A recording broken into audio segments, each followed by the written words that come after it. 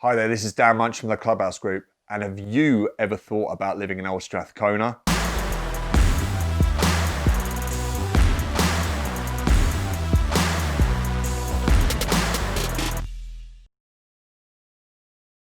As you might be aware, the Acme magazine puts Strathcona and Ritchie in some of the top communities to live in this wonderful city we are in. Let's delve a little bit deeper into finding out why this is so. Do you know much about these areas? Do you know what your money can buy in Strathcona and Ritchie? Let's see how they can work for you. Time to go into each community and see what they offer. First of all, there's Ritchie.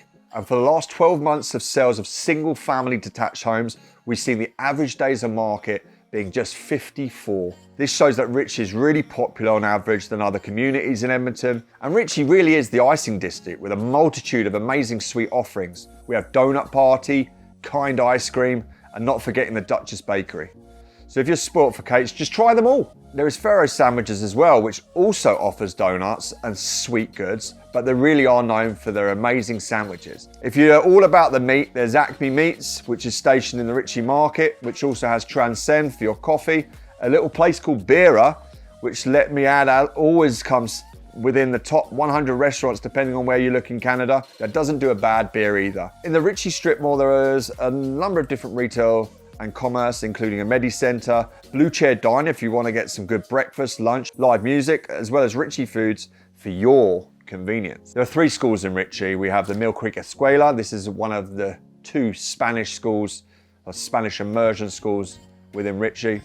There's Joseph Marot, which is a French immersion, and we have the Learning Store on White, which is a small outreach centre set up by the Edmonton Public School Board. So what about the demographics? There's definitely been a population surge in the last few years in Ritchie. We've grown from about 3,761 residents in Ritchie in 2009 to over 4,200 in 2019. So within Ritchie's neighbourhood, we have about a 50-50 percentage between owner-occupied and rented accommodation. So what does this mean for you and Ritchie? Do you want to buy a lot and build a fabulous infill? Have you got the funds for that? Or do you like the older bungalow type of home, where you just want to build in a little bit of sweat equity? Which is an amazing community. Did I forget to say the Community League, of which I'm a director of, is based bang in the centre of Ritchie, close to the Mill Creek School. There's a couple of tennis courts in the summer, an ice rink for the winter. If you don't want to get into the housing ladder, or if you don't want to upgrade or downgrade, there's a number of different options within this community. Now let's talk a little bit about Strathcona.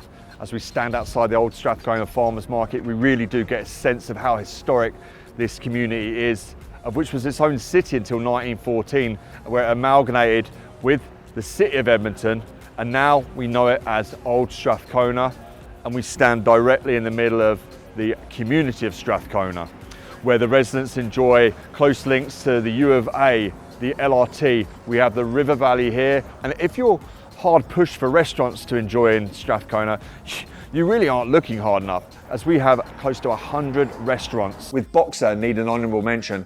It specialises in house-made pasta and seasonal variations. We also have Next Act, serving arguably the best burgers in town, and also their next door neighbour, which is also a partner, Meat, giving out all the smoked meats that your tummy can muster. And as we know, Strathcona has a fantastic feel, be it the buskers showing off their skills on white or the various theatres littered around the area. The community used to house some of Old Strathcona's finest, ever-present proctors, have a fantastic listing that we're standing outside now, that was built in 1912 and constructed for the then mayor, William Henry Shepherd, with average listed family homes coming in at 656,288. So where we saw not many condos within the Ritchie market, we are seeing a lot of condos in the low-rise apartment blocks in Strathcona. So what does that mean for you? If you want an affordable condo, you really can seek them in the older community buildings of Strathcona. Currently, there are 62 condo listings in the community of Strathcona now, whereas Ritchie has a really strong single family market.